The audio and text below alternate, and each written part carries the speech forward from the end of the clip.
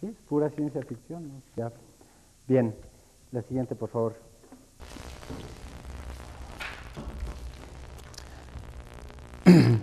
Por la magnitud de todos estos problemas, la necesaria intervención del Estado respecto a la distribución de los recursos nacionales, la utilización del suelo, el estudio de las migraciones y el pronóstico del desarrollo de la economía y de la población han convertido a la planeación en una cuestión política, en una cuestión de gobierno.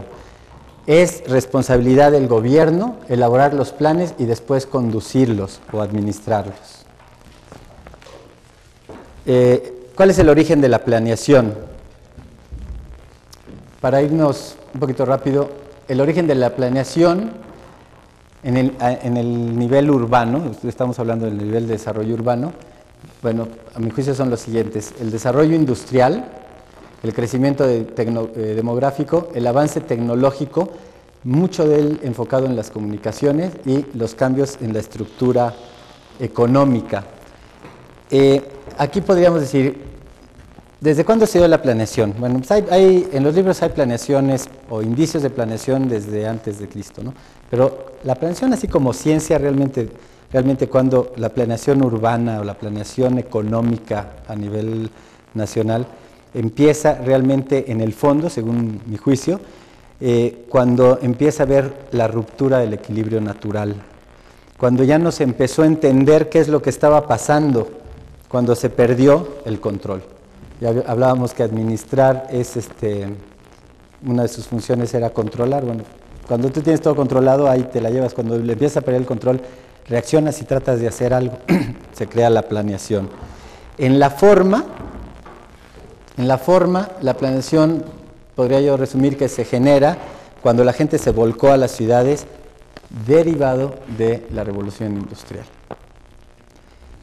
¿Cuáles son los niveles de planeación y cuáles son sus características principales? Evidentemente, en cualquier libro de planeación económica, de planeación nacional, te vas a encontrar que los niveles de planeación son tres, fundamentalmente el nivel nacional, el regional y el urbano, con estas características principales. Las vamos a leer rápido, después las analizan con un poco más de detenimiento. La planeación nacional es una visión de conjunto, fundamentalmente.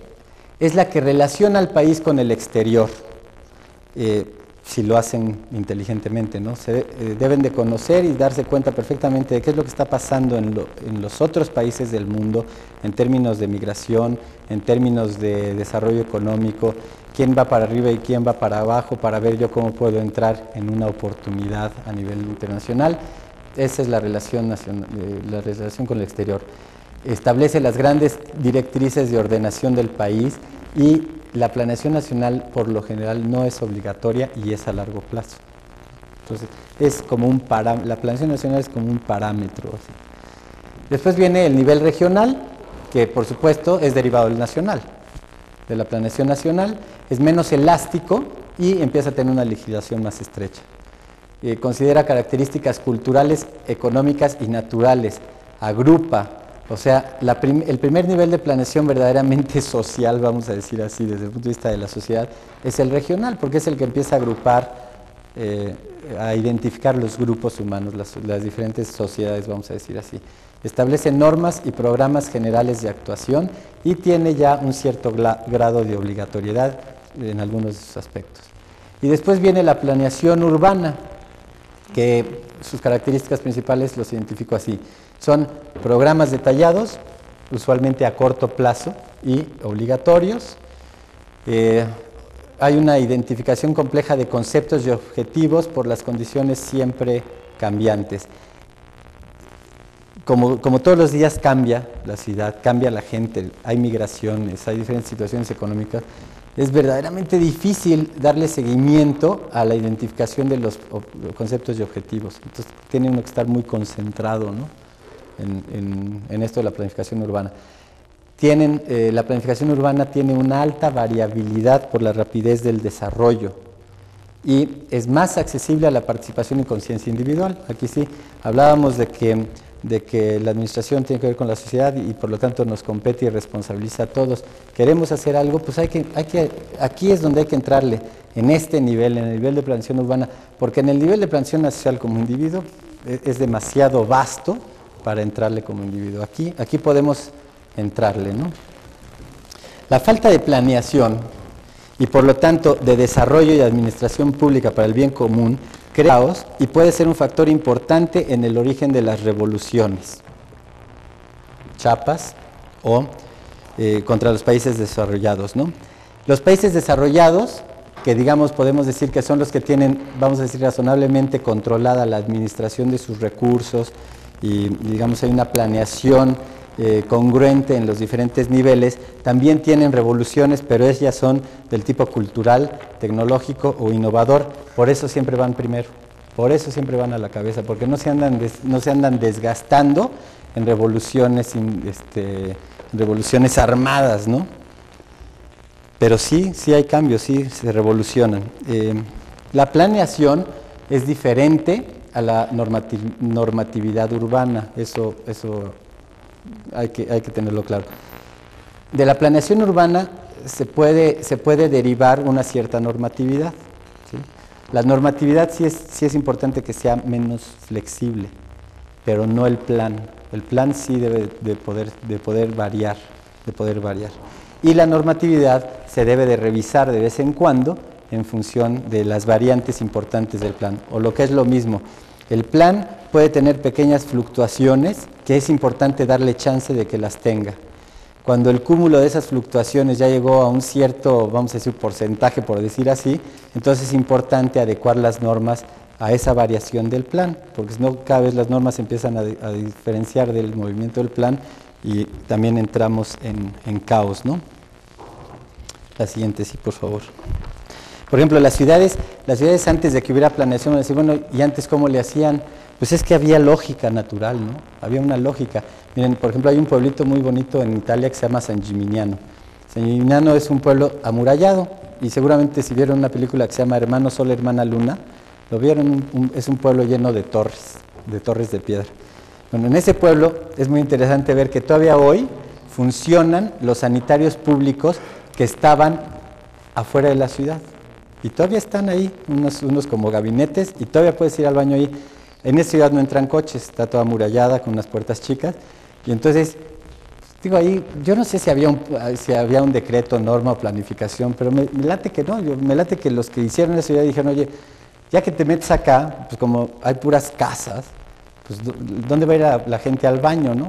¿Sabes qué? No, mejor afuera, que vayan al baño afuera y ya entren, ¿no? Es como que se limpien los zapatos afuera del pueblo, ¿no? Entonces antes quizás la planeación era sustituida por la lógica. ¿Qué es una ciudad? Una ciudad puede ser una población grande. Ya vimos por el tiempo, las grandes ciudades se inician con la revolución industrial. La planeación se inicia con la revolución industrial. Pero por tamaño de ciudad, ¿cuándo debe de empezar la planeación urbana? A ver, esto sí le voy a preguntar. Por tamaño de ciudad, ¿cuándo creen ustedes que hay que empezar a planear?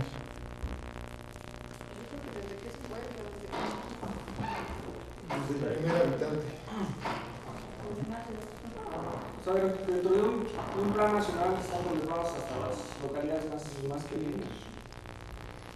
Dentro del nacional no forzosamente, pero a lo mejor dentro del regional sí. Sí. Los planes regionales deben contemplar la interrelación de las ciudades con las localidades. Creo que se consideran 2.500 habitantes para arriba. ¿De ahí para arriba? Pues sí, efectivamente, miren, yo creo que ahí coincidimos plenamente. Hay que pensar que paradójicamente la planeación inició en el nivel urbano. En realidad la planeación a fines del siglo pasado, que se empezó a dar como planeación urbana, empezó en las ciudades, en el nivel urbano. Pero los gobiernos se dieron cuenta que haciendo planecitos de ciudad se perdía la integración del conjunto. Había una desintegración o desarticulación nacional. Entonces, como cada quien jalaba para su lado, empezaron ellos a decir, no, pues ¿sabes qué? Vamos a ordenar las ciudades, pero en función de un plan regional. Y se dieron cuenta pues, que también las regiones necesitaban de un plan nacional. Y entonces, ahora sí que el proceso de planeación empezó de lo particular y se fue generalizando. Ahora ya tenemos un plan nacional de desarrollo, que es un plan a nivel nacional, tenemos una serie de planes regionales y tenemos ya una serie de planes urbanos. Entonces, considerando la existencia de un Plan Nacional de Desarrollo y de planes regionales de ordenación urbana, estatales y municipales, en la actualidad la planeación urbana debe iniciarse en el momento mismo que surja un asentamiento humano previsto o natural, esto es, derivado de un plan o físicamente. ¿Por qué digo previsto? Bueno, porque ahora ya hacemos ciudades, ¿no? Planeamos ciudades, entonces, bueno, si nos creemos tan chuchos de hacer ciudades, bueno, cuando menos vamos a empezar a hacer planificación urbana en el proceso del diseño de esa ciudad. O cuando sean físicamente, desde una ranchería, desde que ya decíamos que se trata de 2 o más, ¿no? Cuando ya haya 2, ya, empiézate a fijar. Pero empiézate a fijar con un cierto criterio. Y aquí viene la asignación de los recursos de planificación. Según el sapo es la pedrada, ¿no? Entonces, aquí hay, si manejamos la planificación en ese plan, como manejamos el desarrollo de un proyecto arquitectónico, bueno, pues hay estudios preliminares, hay un anteproyecto y hay un proyecto definitivo. Cuando hay una ranchería X, que ahí está, bueno, sí contémplala, considérala en tu plan regional, piensa que esa ranchería puede hacerse grande algún día y tómala en cuenta en tus estudios preliminares, en tu concepto preliminar de plan. Tómala en cuenta. Pero hasta ahí, tampoco planifiques una ranchería de 500 habitantes para cuando sea un pueblo de 100,000, todavía no, espérate tantito, ¿no? Establece un pronóstico y ahí déjala. Después pasas a la etapa de concepto definitivo, anteproyecto, proyecto definitivo, que digamos en el término de planificación sería ya propiamente la elaboración del plan urbano, ¿no? Y después, esta experiencia de diseño, vamos a decir así, que te lleva a hacer una serie de ecuaciones y a generar una experiencia, en el término de planificación se le debe conocer como la retroalimentación para nuevos desarrollos. Y para ello, para que haya retroalimentación, debes de dejar información, debes de dejar estadística. Yo no concibo un proceso de administración, un proceso de planificación que no incluye como una parte fundamental del proceso mismo la documentación y la estadística. La bitácora de lo que estamos haciendo para que nos sirva a nosotros mismos y a otros. La memoria, exactamente. Bien. Ya hablamos de la justificación sociológica del origen de las ciudades. El hombre se agrupa en sociedad, pero físicamente, ¿quién hace las ciudades? ¿Qué factores determinan su crecimiento? ¿A qué velocidad crecen? A ver, aquí una pregunta. ¿Quién creen ustedes que hace las ciudades? A ver, déjame apuntar aquí porque seguramente va a haber muchas.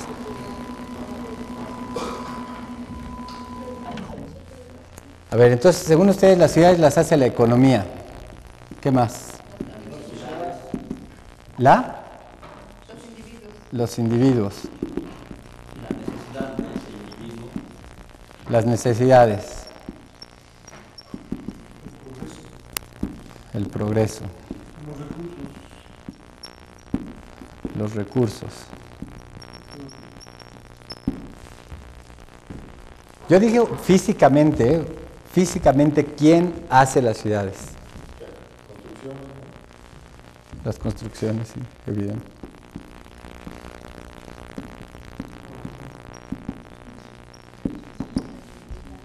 Los servicios de infraestructura. Servicios e infraestructura.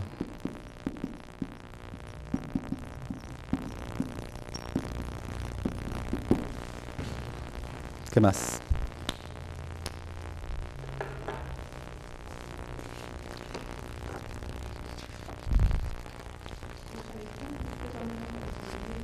Los individuos. Bueno, miren, yo pienso que históricamente, desde el punto de vista físico y de crecimiento, hay 3 tipos de ciudades y ahorita se las vamos a presentar, por favor, ¿sí? Para mí el primer tipo de ciudades es el que yo llamo las ciudades naturales. Y entonces de este lado tenemos quién las hace, a mi juicio, y qué factores determinan su crecimiento. Las ciudades naturales, que son las primeras ciudades, las origina la gente, las origina los militares o los comerciantes. Ustedes ven libros de urbanizaciones y de urbanismo y encuentran que muchas de las actuales ciudades fueron en su momento o en su origen campamentos militares, en épocas donde no había guerras de las galaxias ni nada, sino todavía se peleaban como hombres, ¿no? Uno contra el otro, pues sí se desplazaban y se desplazaban con una bola de necesidades y todo, ¿no? Entonces establecían asentamientos humanos que a veces brotaban en población. Y los comerciantes, ¿no? Antes no había aviones, faxes ni nada de eso, entonces la gente iba en burro y tenía que llevar sus cosas de un lugar a otro. Entonces los factores que determinaban su crecimiento era el comercio y los puertos, ¿no? No sé, pensemos Génova, Venecia, Constantinopla, centros de comercio o puertos donde tenían que cambiarle del burro, el caballo, no sé qué, pues a barco para que siguiera. Entonces eso generaba un agrupamiento y por lo tanto una ciudad. Las rutas de viaje, México es muestra de eso, todo el Bajío, como estas estaciones, creo que les llaman, ¿no? En México, los padres que estaban evangelizando, que iban, y la distancia de un día a caballo, bueno, ahí ponían otra iglesita y otro día y otra iglesita y ahí se iban. Algunas de ellas prendieron en ciudades, ¿no? La sede de la autoridad, bueno, pues desde los orígenes, ¿no? Desde las primeras ciudades, allá por el Tigris, era la sede de la autoridad, siempre ha sido un generador de ciudades. La cultura y las artes, la gente tiene necesidad de un desarrollo intelectual, no nada más es comer, no nada más es respirar, y entonces se junta también para satisfacer sus necesidades culturales, y tenemos ciudades como París, Viena, Atenas, ciudades que se caracterizan en la historia por haber sido centros de cultura y centros de arte, y definitivamente el sector primario. Hasta antes del siglo XIX la actividad económica mundial era fundamentalmente agropecuaria, y por lo tanto lo que yo producía en el campo pues tenía que írselo a vender a alguien. No era razonable, no era lógico que yo agarrara mi costal de maíz y me llevara al vecino que vive a 2 kilómetros y le vendiera un poquito y a otros 2 kilómetros. Entonces todo el mundo decía, no, ¿sabes qué? Mejor nos juntamos los domingos ahí junto al castillo y ahí nos cambiamos todo, ¿no? Entonces el flujo de productos del sector primario también. Estas ciudades en general tenían un crecimiento armónico, sostenido y normalmente lento. Pero llega la revolución industrial y aunque no lo crean, el tráfico vehicular parece, ¿qué importancia le das al automóvil? Le doy mucha importancia. El automóvil ha cambiado la estructura de nuestras ciudades de una forma que no la puedes creer. Llega la revolución industrial, el tráfico vehicular, y entonces ¿qué pasa? Bueno, primero, con la revolución industrial surgen los sectores secundario y terciario a gran escala. Siempre hubo servicios, siempre hubo manufacturas, pero la revolución industrial los hace, valga la redundancia, los industrializa. ¿Y qué pasa con eso? Antes un cuate que hacía zapatos de madera en Holanda, como los hacía él a mano, pues generaba una demanda de madera de, vamos a decir, un tronco a la semana, que era lo que podía hacer. Pero de repente al industrializar eso, hay una fábrica que hace 500 pares de zapatos al día. Entonces, ¿qué genera eso? Pues que ya no es un tronco, ¿no? Ahora tráete el bosque, un bosque a la semana para poder hacer esos zapatos. Entonces empieza a haber una de movimientos de productos, lo que tú hablas en el receso, fletes, movimientos, y pues, es una revolución que no la pueden creer. Insólita migración a la ciudad en busca de un mejor nivel de vida. Evidentemente las industrias tuvieron mucho que ver en eso. Más distancia en el mismo tiempo. El movimiento vehicular le permitió a las personas llegar en el mismo tiempo mucho más lejos. Entonces eso provocó que se siguieran concentrando, ¿no? Sí. Quiero hacer un comentario. Yo creo que hay un detalle que siempre ha sido un tabú a nivel general. A raíz de la revolución industrial surge también un crecimiento demográfico. Se menciona ahí que anteriormente era lento. Pero al haber esa innovación industrial, esa innovación tecnológica, solamente ya los índices de mortalidad son menores. Entonces quiere decir que hay un crecimiento, y yo siento que ahorita es casi desproporcionado contra lo que tenemos. O sea, el mundo existe para todos, sigue con ese crecimiento, pero después estamos aglomerados en ciertos puntos, y es lo que nos saca de una lógica, ¿no? No, lo malo no es aglomerarse, sino aglomerarse, como ahorita vamos a ver, en formas, o sea, que nos agarren desprevenidos, ¿no? El último aspecto es la revolución tecnológica redundante. ¿Qué quiere decir redundante? Que cada vez más se crean nuevos inventos para satisfacer nuevas necesidades, que a su vez generan nuevas necesidades, que generan nueva tecnología, y ahí te vas y es una espiral ascendente tecnológica que pues, finalmente lo que hace es hacerte la vida más cómoda en muchos sentidos. Entonces, bueno, pues es uno de los culpables de el surgimiento del segundo tipo de ciudad desde mi punto de vista, que muy simplista, muy poco científicamente le llamé las ciudades sorprendidas. O sea, se las agarraron desprevenidas. Ciudades naturales que de repente sin darse cuenta, ¡brum! ¿Y qué hubo? ¿Qué pasó aquí? Y ya, o sea, ya habían crecido ya todo. ¿Quién hace las ciudades sorprendidas? Sigue siendo la gente, pero ahora el mercado inmobiliario y los gobernantes vienen a ser entes que son generadores de este tipo de ciudades sorprendidas. Cuernavaca es un ejemplo de eso. Definitivo. Todas las ciudades sorprendidas son un ejemplo de esto. O sea, el mercado inmobiliario, cuando empieza a ver este tipo de cosas, pues ahora sí que el valor de la tierra empieza a subir. Entra una fábrica y digo, la fábrica necesita gente. Oye, en Cuernavaca hay gente, sí hay gente. Oye, si pongo aquí la fábrica, voy a generar más gente. Oye, pues cómprate el terreno de la fábrica y el de junto, ¿no? Y entonces vende o regala el de la fábrica, que es mucho una política a veces gubernamental, regala la fábrica para que haya desarrollo. Empieza un juego inmobiliario que es el que genera esto, ¿no?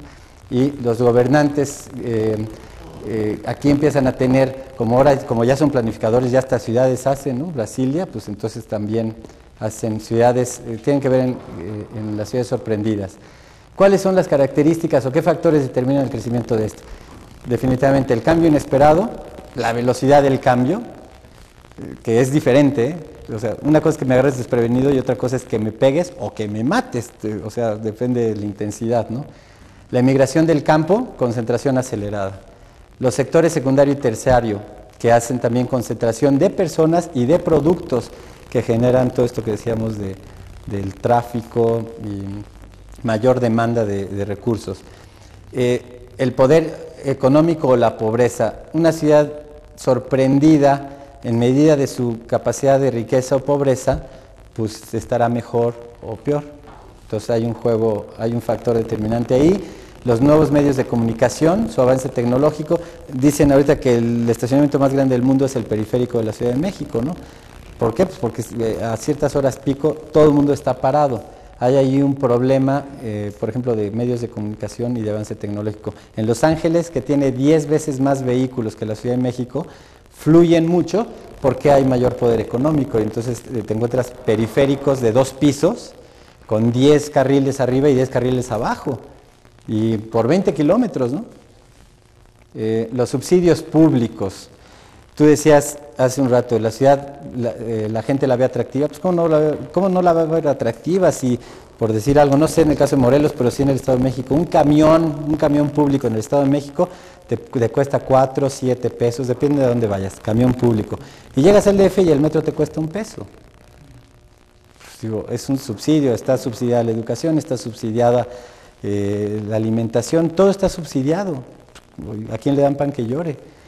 Una de las fórmulas, como digo más al final, una de las fórmulas para empezar a poner orden en esto es eliminar paulatinamente, porque no puede ser de tajo porque se te arma una bronca, pero paulatinamente eliminar los subsidios en las ciudades. ¿Quieres subsidiar algo? Subsídialo en el campo, no en la ciudad. En el campo, en Chiapas y todo eso, como no es negocio para el gobierno tener transporte público, porque hay poca gente, entonces los ejidatarios, todo ahí con duras penas, se juntan y compran camioncitos que van por unas terracerías ahí terribles. Es su transporte público, ellos se lo pagan. Entonces, señores, no subvenciones el metro, subvenciónales el camioncito a los de Chiapas, hazles una mejor carretera, ¿no?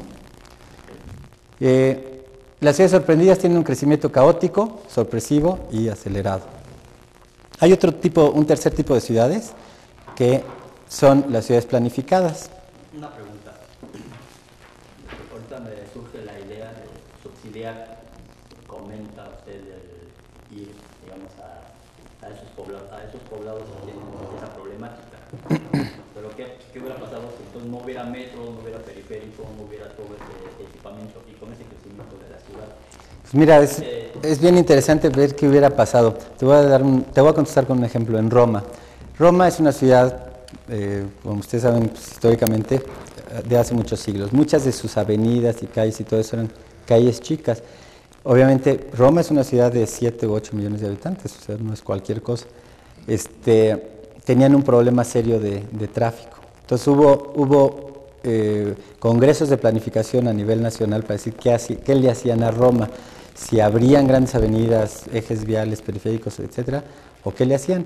Y la conclusión de los planificadores fue, ¿sabes qué? No vamos a propiciar el crecimiento del automóvil. Lo que hicieron es crearon o propiciaron o aceleraron el caos vial.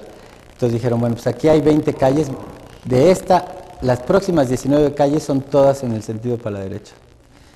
Y la 20ª es a la izquierda y después otras 20 a la derecha. ¿Qué pasó?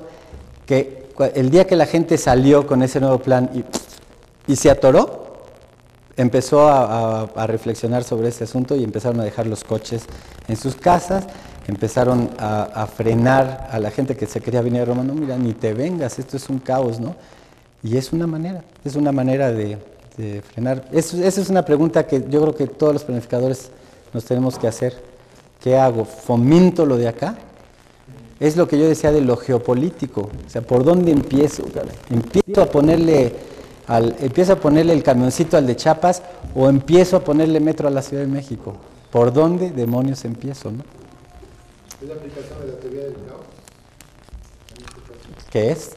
La aplicación de la teoría del caos, o sea, llegar a los extremos del conflicto, ¿no? Siempre de algo que se muere surge algo, ¿no? Entonces, bueno, pues a lo mejor habría que echarse un tirito, ¿no? ¿Qué pasa si la dejo morir? Habría que, a lo mejor es medio aventurado, pero reflexionar sobre eso. El tercer grupo es las ciudades planificadas, ya propiamente dicho. Las ciudades planificadas son conceptualmente enfocadas como ciudades nuevas. Aquí, más adelantito, vamos a hablar del concepto reordenado contra el planificado. A mí me hablan de una ciudad planificada y yo pienso en una ciudad nueva. Si me dicen, oye, es que estamos planificando la ciudad de Cuernavaca, no, perdóname, la estás reordenando. Si lo estás haciendo bien o vas por el buen camino, estás reordenándola, porque no la puedes planificar, o sea, ya está, ya tiene unas características, ya tiene unas condiciones, ya la puedes reordenar. ¿Quiénes las hacen? Bueno, las hacen el Estado y sus arquitectos, sus planificadores, sus economistas y sus administradores. Esos son los que hacen las ciudades planificadas. Lo malo de todo esto es que finalmente es el Estado el que decide, ¿no? Y ahí hay un problema, porque normalmente deciden con otros enfoques que no son los que quisiéramos los técnicos con los que decidieran. Perdón, yo creo que la función de los sociólogos es importante también. También. Sí, es que aquí hay casi de todo, ¿no? Debería de haber de todo en los equipos, sociólogos, sí, debería de haber. Médicos incluso, ¿no? Médicos, antropólogos. Es todo un equipo de planificación, ¿no? Un equipote. ¿Cuáles son los factores que determinan su crecimiento? La economía, definitivamente. La economía del país, la inversión, la creación de polos de desarrollo. Hay ciudades planificadas que empiezan o se desarrollan como polos de desarrollo. La demografía, conocer las tendencias de las migraciones es uno de los factores importantes para que las ciudades nuevas o planificadas crezcan o no. Los planes de desarrollo, definitivamente, y el acierto de los planes. El problema de todo lo que es un proyecto es que tiene siempre el grave problema que te puede fallar. Y en casos como Brasilia, hay veces que apuestas demasiado a una apuesta que perdiste. Y como dicen, las personas deberían de apostar lo que les sobre. Si tú ganas 3,000 pesos y te vas un día, decides agarrar tu lana de 6 meses y irte a Las Vegas y botártela todo, pues la verdad que poca abuela, ¿no? Si te vas a apostar los 20 pesos que te quedan, bueno, pues sí, arriésgalos. Pero los países en desarrollo no tienen dinero que apostar, entonces la planificación tiene que ser mucho más seria, mucho más responsable, mucho más inteligente, mucho más investigada. No podemos echarnos tiritos a la Brasilia, ¿no? Las ciudades planificadas tienen un origen artificial proponiendo un desarrollo natural. Las ciudades planificadas que resultan bien se vuelven naturales, están bien hechas.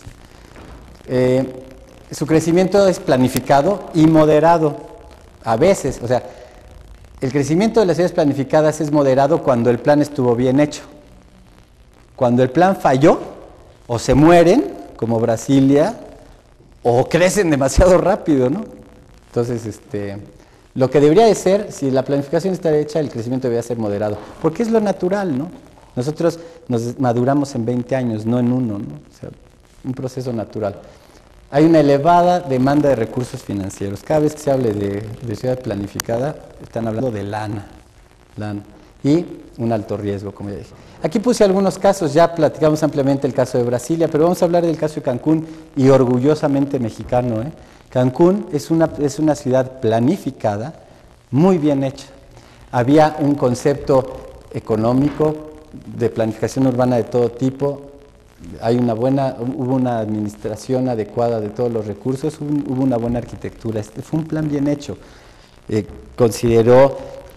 Explotó o aprovechó la oportunidad de los recursos culturales de la zona, lo bellísimo del mar, la cercanía con la costa este de los Estados Unidos, todo, o sea, como que la supieron hacer.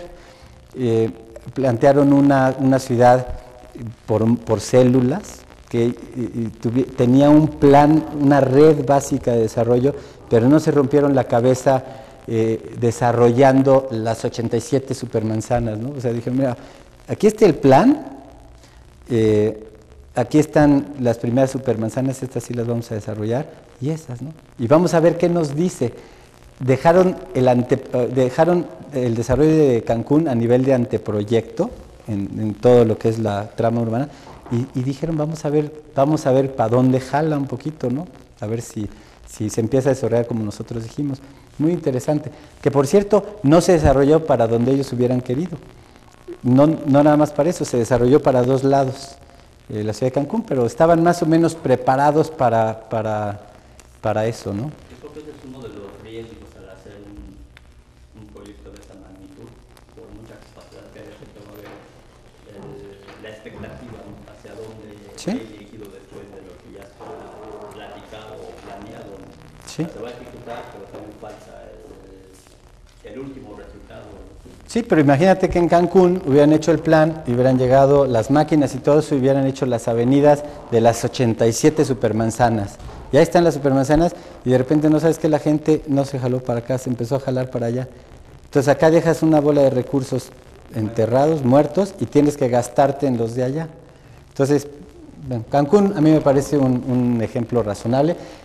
Ahora van ustedes a Cancún y es una ciudad natural, o sea, es una ciudad que tiene una vida propia, hay todo tipo de actividades, hay actividad cultural, y bien, se desarrolló bien. Ciudad Delicias en Chihuahua es otra chulada de ciudad, muy a la escala de México, de la economía nacional, no pretendieron hacer grandes avenidas ni nada, una trama además a nivel de diseño urbano muy bonita, una trama que cruza ciudades ortogonales con diagonales y después con un anillo. La verdad parece cuadro vista desde arriba y se ha desarrollado muy bien. Huatulco es un problema a la Brasilia, ¿no? Una ciudad un desarrollo urbano mal enfocado, mal diseñado. Sí hay algunos hoteles, pero hay algunos hoteles mucho por presión política, ¿no? Si tú eres el dueño de la cadena Fiesta Americana, que tiene en México 75 hoteles, o a saber cuántos, y llega el presidente y te dice, compañero Azcárraga, fíjese que se me antoja hacer Huatulco, y usted es uno de los elementos con los que cuento para que esto empiece a aprender. Pues tú vas y haces un hotel, ¿no? Y además te pone un aeropuerto bueno, que costó una fortuna y todo, pero es una lástima, o sea, algún día vi el estudio del costo de aeropuerto por cantidad de pasajeros movidos, pues el aeropuerto de Huatulco es un fracaso en ese sentido, ¿no? la inversión que hay ahí metida, porque además tuvieron que rasurar una montaña, ni siquiera estaba en planito, ¿no? Estaba lleno de montañas, entonces tuvieron que rasurar una montaña para ahí hacer el aeropuerto. Unas inversiones a lo bestia. Huatulco es a la Brasilia, es un fracaso. Ceú, otro fracaso. Pero en Ceú, lo bonito de Ceú, lo interesante de Ceú es que de Ceú sí hubo un aprendizaje, sí hubo una experiencia, y el siguiente paso después de Ceú fueron las CENEPs, ¿no? En donde ya fragmentaron. Qué absurdo, en una ciudad, cuando hicieron Ceú, la Ciudad de México ya tenía como 6 o 7 millones de habitantes cuando la planificaron. Entonces imagínense, pues todos los estudiantes vénganse para acá, a la Carta de Atenas, estilo Le Corbusier. Vamos a separar las funciones y no sé qué, y llévense todos los estudiantes para un lado, y todas las fábricas para otro. Y, qué buena idea. Ahí te llevas a Ceú, pues un desastre, un caos.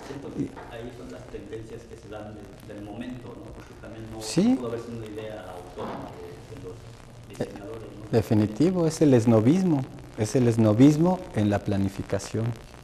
Tenemos que generar nuestras propias planes, nuestras propias ideas de planificación. Quiero comentar, hay un detalle, por ejemplo, en Acapulco, lo que es eso de Punta Diamante, de Puerto Marqués al aeropuerto, hay un desarrollo, pues a mí me parece muy interesante, bonito, donde se está aprovechando toda la topografía del terreno. Sí. Puede ser un ejemplo también de algo planificado. Sí. Claro, ya a una escala, pues, moderna, ¿no? Eso yo pensaría que es reordenado. Es un proceso de reordenación de lo que está pasando en Acapulco, y es bueno, efectivamente. Bien, las ciudades bien planificadas se vuelven ciudades naturales. Ya hablamos de ciudades naturales, sorprendidas y planificadas, y vamos a cometer un error si vemos nuestra intervención en la administración o diseño urbano de las ciudades sorprendidas, si le queremos aplicar los ingredientes, las fórmulas o las técnicas de la planificación como tal. Debemos de llevarlas, a mi juicio, al concepto de reordenación, en donde la tendencia o la intención es que haya un regreso al estado natural a través de una renovación, donde se tiene una enorme relación con la planeación regional y nacional, y por lo tanto es una acción, la acción de reordenación también es una acción conducida por el gobierno, debe ser una acción conducida por el gobierno. Pasamos a la siguiente, please. Ahí hay un velo un poquito hablando de las ciudades naturales, que son ciudades naturales artificialmente, pero los desechos urbanos no están manejados adecuadamente, entonces esa naturaleza es por arriba, pero por abajo se están descargando muchos desechos que están afectando al medio ambiente. Sí, pero es que no es una ciudad natural. Una ciudad que tiene un problema sanitario ya es una ciudad sorprendida. Eso es lo que es bien importante entender. Por ejemplo, el caso de Huatulco, que yo conozco, es una ciudad de una manera sorprendida. O sea, sí. Está planeada como ciudad natural, pero está sorprendida, está siendo sorprendida, ¿no? Sí, estuvo mal hecho el plan, efectivamente. Este concepto de ciudad sorprendida es la verdad. Parece muy bobo, ¿no? Pero la verdad es que refleja, están sorprendidas, o sea, se las agarraron desprevenidas. El origen de la cultura urbana, todo esto nos lleva a ver cuál es el origen de la cultura urbana rápidamente. Con el surgimiento de la revolución industrial, tenemos en el año de 1903 a 1933, se podría decir que es el tiempo en donde se cocina la teoría o la cultura urbana. Se dan los primeros intentos de planeación urbana. El primer proyecto de ciudad planificada fue dado por un alemán y por un inglés, ambos en el año de 1903, ya como intentos serios de planificación. O sea, se dieron en Alemania e Inglaterra. Surgen las ciudades jardín, ciudades enfocadas específicamente a una planeación ordenada desde el punto de vista de la vegetación y la cuestión ecológica, ¿no? Como que los urbanistas de principios del siglo decían, hijo, mano, con toda esta gente y con tanta fábrica va a haber contaminación, pues llénale de jardines, ¿no? Como que ahí se quedaron, entonces generaron las ciudades jardín, que realmente no eran ciudades, a mi juicio, sino eran como ciudades satélite, la verdad, ¿no? Porque estaban muy enfocadas a la vivienda, como digo aquí. Las bases de todo esto eran fundamentalmente ideas estéticas urbanas, recuperar el equilibrio de la sociedad, según decían ellos, esas eran las bases que ellos se ponían. Las acciones, ordenar separando. Este es un concepto muy simplista de la ordenación, ¿no? ¿Quieres entender algo? Como los niños chiquitos, ¿quieres entender algo? Pues destrúyelo en las partes, o sea, divídelo y sí lo vas a entender, pero a lo mejor no te sirve, a lo mejor no te sirve, ¿no? Entonces ellos dijeron, pues ordenar separando, núcleos urbanos independientes, aislados, celulitas, así es como decir, mira, tu brazo ponlo allá, el derecho ponlo de ese lado, la cabeza allá atrás, por favor. O sea, no te puedes disgregar, tanto, sigue siendo un organismo y aguas con disgregarlo. Y eran acciones o intentos enfocados fundamentalmente a la vivienda, los volvieron ciudades dormitorio, que bueno. En el año 1933 se reúnen una serie de urbanistas, arquitectos, etcétera, en Atenas y establecen la famosa Carta de Atenas en el año 1933, muy influenciada por Le Corbusier, muy influenciada por Le Corbusier, que no era malo arquitecto, lo que no sé es qué tan bueno urbanista era, ¿no? Es la primera tesis formal de la planeación urbana moderna, otra vez digo moderna, no contemporánea. La Carta de Atenas establecía las siguientes exigencias esenciales: dividir las ciudades y en especial las zonas residenciales por medio de tramos verdes. Brasilia. Ordenar y separar las zonas residenciales de trabajo, de descanso y de tráfico vial. Brasilia. Incremento de superficies libres por medio de construcción de bloques de vivienda y oficinas de gran altura. Brasilia. Creación de zonas residenciales con un núcleo urbano propio. Brasilia, 0,4. Separación del tráfico vehicular y peatonal. Medio Brasilia, porque ahí ni había gente, ¿para qué lo separaban? Pero bueno, ¿no? Entonces, estas eran las tesis de la Carta de Atenas. Brasilia fue un fiel reflejo de esas tesis. Nada más que la Carta de Atenas se hizo en Atenas, con urbanistas alemanes e ingleses, y Brasilia estaba en medio de Brasil, un país del tercer mundo. El error fue de esnovismo, les comentaba algunos, fue un error de esnovismo. Se hubieran hecho su propia planeación, apegada a sus recursos, a sus cosas. Este concepto, a mi juicio, este concepto de la Carta de Atenas es un planteamiento totalmente utópico para las ciudades naturales. Las ciudades naturales no son como dicen los de la Carta de Atenas que son, no son. Está divorciado de la economía y de las leyes de mercado. El urbanismo, digamos la propiedad inmobiliaria, etcétera, que decíamos en Brasil, ¿no? En Brasilia, pues, se desarrollaron ahí estas zonas humildes, pues, juntito a los edificios, porque quienes la diseñaron no entendieron las leyes del mercado. Desconoce la característica orgánica de las ciudades y por lo tanto a la sociología. Y tú no puedes ser ciudades si no le metes un poco o mucho sociología al asunto, ¿no? Estaba enfocada a nuevos barrios o ciudades satélites, no a ciudades del siglo XX. Aquí les falló la escala. Si ustedes se ponen a ver desde 1903, todos los planes de ciudad, incluyendo los de Corbusier, decían la ciudad fulanita, la ciudad perenganita, pero todas, esta es una ciudad para 15,000 habitantes, esta es una ciudad para 20,000 habitantes. O sea, eran como colonias, ¿no? No ciudades. Probablemente el error de los brasileños fue agarrar un concepto de ciudad satélite, un concepto para 20,000, 15,000 personas y pensar que se podía aplicar para 1,000,000. Y ahí, a lo mejor ahí fue el gran error. ¿Cambias la siguiente?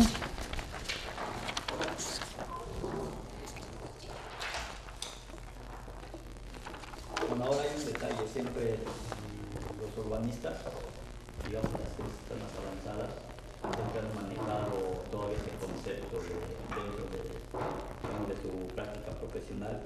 Inclusive hay libros sobre eso donde marcan todavía seguir diseñando ciudades del futuro. Nos marcan mucho las perspectivas, cómo pueden ser las calles, cómo atacan situaciones de vialidad. Yo sé que eso es una cuestión del arte, que no lo podemos tampoco perder, es decir, aunque sale un poco fuera de la realidad, pero sí también hay que ver para el futuro, ¿no? ¿Por qué? Porque estamos creciendo y estamos sí, pero que cada quien vea para su futuro, ¿entiendes? O sea, sí, me parece muy bien que tengas por allá arquitectos en Estados Unidos, en Japón, que están planteando ciudades de 85 pisos con parques allá arriba de las nubes y todo eso. Digo, para mí son medio jalados, pero bueno, ellos son ellos. Lo malo sería que agarráramos uno de esos proyectos y llegara un político mexicano y dijera, pues vamos a hacer una ciudad de 85 pisos. ¿No? Hijo, ahí es donde dices, espérate tantito, ¿no? Vamos a hacer las nuestras, ¿no? El proceso de cambio a la reordenación. Esta es una tablita que creo que dice mucho. Una ciudad natural es enfrentada o afectada por una serie de causas o factores externos y se enferma. Esta enfermedad la lleva a un deterioro acelerado y la vuelve una ciudad sorprendida. Para regresar a la ciudad natural, esta ciudad sorprendida debe de pasar por un proceso de planeación previa, tecnología e inversión a nivel nacional, regional y urbano para entrar a una curación o reordenación o cirugía y esperar, como pasa con todos los enfermos, una recuperación lenta. Es muy fácil destruir, pero es muy difícil construir. Entonces, si queremos ser administradores, como lo que les decía de la cosa esta de la contaminación, queremos tener soluciones que de un día para otro regresen las ciudades al orden, eso no se puede, olvídense. Vamos a ir haciendo curaciones y vamos a ir tratando de hacer que la ciudad vuelva a ser una ciudad natural. Los elementos de este proceso, ¿cuáles son? Distinguir los factores externos, determinar la gravedad del problema o de la enfermedad. Distinguirlos es investigar. Determinar la gravedad del problema es analizar, eliminar o reducir los factores externos, frenarlos. Aquí es muy importante eso y muchas veces se nos olvida a los planificadores, a la gente que está en la administración del desarrollo urbano. Si yo tengo una infección en el oído y voy al médico, el médico que nada más me da pastillas para el dolor, pues sí, a lo mejor se me quita el dolor, pero no se me quita la infección del oído. En el momento que me suspenda la pastilla contra el dolor, volverá a brotar el dolor porque la infección ahí sigue. El buen médico lo que tiene que hacer es decir, mira, aguántese el dolor, pero ahorita déjeme curarle, déjeme quitarle la infección, ¿no? Eso es lo que tenemos que hacer. Muchos de los esfuerzos de la administración deberían de estar enfocados primero a quitar esto, antes de gastarle acá las curaciones y todo eso, ¿no? Y a veces se olvida. ¿Saben por qué se olvida? Porque a veces esto no se ve y no les conviene a los políticos que no se vea. Pues los políticos quieren que se vea, quieren llegar a inaugurar, ¿no? Se la viven inaugurando cosas.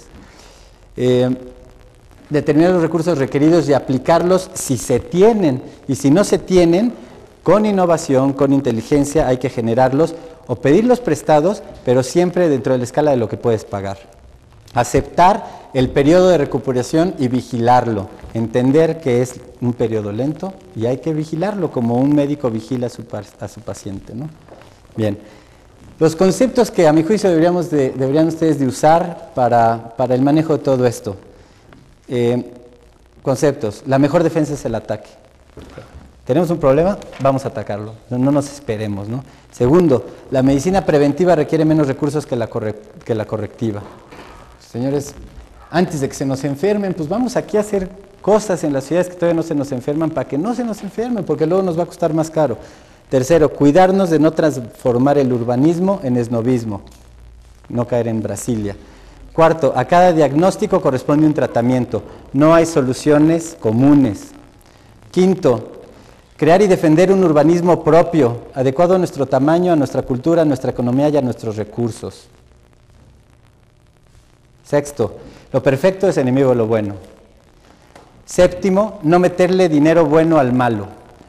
Yo lo único que no me explico es como el chiste de un negro que dice, gracias Dios mío por haberme dado esta piel tan dura que me protege del sol y de los moscos. Y gracias por haberme dado este pelo rizado porque no se me queda atorado en las plantas y en la selva. Y gracias por haberme dado una piel tan dura para poder caminar entre todas las piedras y todo. Dice, lo único que no me entiendo, Dios mío, es qué demonios hago en Nueva York, ¿no? Entonces, no meterle dinero bueno al malo. ¿Qué demonios hace el nuevo edificio de la Secretaría de Marina, allá en el sur de la Ciudad de México? Y nuevo, le gastaron una lana. Tú todavía dijeras, bueno, ya estaba, ¿no? Pero no, nuevo. Como dices, tus cuates, cara. Bueno, hacer de la planeación una cuestión de buen gobierno. no de política. El gobierno fundamentalmente es para servir a la gente, para servir a la sociedad. Si el gobierno entendiera eso, entendiera que el gobierno está para servir, seguramente su planeación la harían bien. El problema es cuando utilizan su posición para fines políticos. Cambiar un plan no siempre es un símbolo de debilidad, sino de inteligencia. Aferrarse a un plan puede ser un gran error. Se debe entender que la estructura de la ciudad cambia al ritmo que lo hace la estructura socioeconómica del país, región o ciudad. Si yo vivo en la colonia A, tengo un ingreso de 5,000 pesos al mes, por decir algo, mientras siga con ese ingreso viviré en esa colonia y ahí me la llevo y tal, mejoro un poquito mi casa y todo. Si de repente me gano la lotería, sería un poquito inexplicable a lo mejor que yo siguiera viviendo en la misma colonia, en la misma casa, con las mismas, vamos a decir, deficiencias, si es que las tuviera. Lo que quiero decir con esto es que hay factores externos que cambian la estructura socioeconómica de un país, región o ciudad, y que por lo tanto debe de verse reflejado en la estructura de sus ciudades, y por lo tanto debe de permitir cambios en los planes, y no aferrarse a planes, ¿no? Bien. Pensar, pensar y pensar. Hay un ejemplo de Le Corbusier que dice, estaba dando una conferencia y un alumno le dijo, oiga maestro, pero usted, ¿cuánto tiempo se tardó en diseñar, en dibujar la capilla de Ronchamp? Dijo, pues yo me tardé en dibujar la capilla de Ronchamp 2 días. ¡Wow! Eso es un genio, qué bárbaro, esa capilla en 2 días. No, dice, momento. Te dije que me tardé 2 días en dibujarla, pero la pensé 40 años. ¿No? Entonces, pensar. El valor de las ideas. Aquí un concepto. Ganar poco dinero cuesta mucho trabajo. Hablando de trabajo físico, ¿no? Los albañiles, los pobres albañiles que se ponen unas sobas, son casualmente los que ganan menos dinero. ¿Por qué? Porque es mano de obra. Los planificadores deben de pensar, no hacer. Ejemplos, Japón y Alemania. Japón y Alemania son países chicos, sin recursos naturales, con muchísimas limitaciones, pero con mucho cerebro de obra. Y son los países más ricos del mundo, ¿no? Hay que pensar. ¿Le cambias, please? En economías fuertes, las ciudades son mayoritariamente naturales y sus grandes urbes son constantemente reordenadas. En economías débiles como la nuestra, casi todas las ciudades son sorprendidas y los recursos para reordenarlas son limitados. Entonces, ¿qué opciones veo para México? Primero, dar un ataque frontal al problema del México rural. No podemos permitir que siga pasando el tiempo. Revalorar la importancia del sector primario en la economía, autonomía y gobernabilidad del país. Cuando los políticos se acaben de dar cuenta que los alimentos son una herramienta fundamental de gobernabilidad, como ya se dio cuenta Salinas, entonces sí se va a empezar a hacer un ataque frontal a esto. Tercero, revisar el inventario de ciudades, poblaciones y asentamientos humanos, reagrupándolos en función de los 3 tipos de ciudad analizados. Cuarto, de estos 3 grupos, una vez que esté hecho el inventario, al grupo de ciudades naturales protegerlo, como proteges un niño, vigilar su crecimiento natural, aislarlo de factores externos, defenderlos a nuestros hijos, cuidamos que no se junten con malas amistades. Bueno, a las ciudades que no se les meta gente que les va a venir a hacer un daño, a las que todavía no están echadas a perder, hay que protegerlas. Invertir en su desarrollo armónico, dinero y tecnología. Como invertimos en nuestros hijos, si queremos que tengan un desarrollo hay que pagarles la primaria, luego la secundaria, la preparatoria y la universidad. Hay que invertirles dinero para que tengan un desarrollo, no pensemos que solitos. Y hay que evitar que se deteriore. En México es un problema, bueno, en los países tercermundistas es un problema fundamental el nomadismo destructivo. Hay una serie de corrientes migratorias que llegan, le caen, como quien dice, a una ciudad natural y ya que la echaron a perder, no, pues aquí ya no hay, y a la siguiente. Y entonces vamos destruyendo ciudades, ¿no? Hay que tener mucho cuidado con eso y evitar que se deterioren. Este es al grupo de ciudades naturales. Al grupo Hay que determinar cuáles de las ciudades están sujetas a un desarrollo acelerado, que ya empiezan a tener algún factor externo, y llevarlo al nivel de ciudades planificadas antes de que sean sorprendidas. Aquí, ojo, el plan de ciudades intermedias, el famoso plan de México de ciudades intermedias, ¿es un enunciado o es una realidad? ¿Es demagogia, es ciencia ficción o es una verdad? Yo digo que es demagogia. ¿Es el del Valle de México? Es en toda la República. Aquí vino la ciencia. ¿Eh? ¿Aquí vino? Roberto H. Ajá. Bueno, yo pienso que ese es un plan de ciencia ficción, yo pienso que es demagógico. México no tiene los recursos para desarrollar tantas ciudades a los niveles que dice el plan de ciudades intermedias. Pero bueno, seriedad en la planeación política contra recursos disponibles. No llegar a decir que en 10 años vamos a desarrollar 100 ciudades y vamos a generar 10 millones de viviendas, no es cierto, no es cierto. Al pequeño grupo de ciudades planificadas, que en México son muy pocas, vigilarlas para retroalimentar el plan, como Cancún, para no perderle el control. No sé si vieron Jurassic Park. Lo que puede pasarle a algo, que le pierdes el control, ¿no? Y crearlas con un enfoque de negocio, no político. México no tiene recursos para el desarrollo, tiene que actuar con mucha innovación y visualizar el desarrollo de las ciudades como negocio, no político. Santa Fe, en la Ciudad de México, es un ejemplo muy interesante. Querían hacer una nueva carretera de México a Toluca y bueno, el gobierno de la ciudad dijo, bueno, yo no nada más me voy a gastar en hacer una carretera.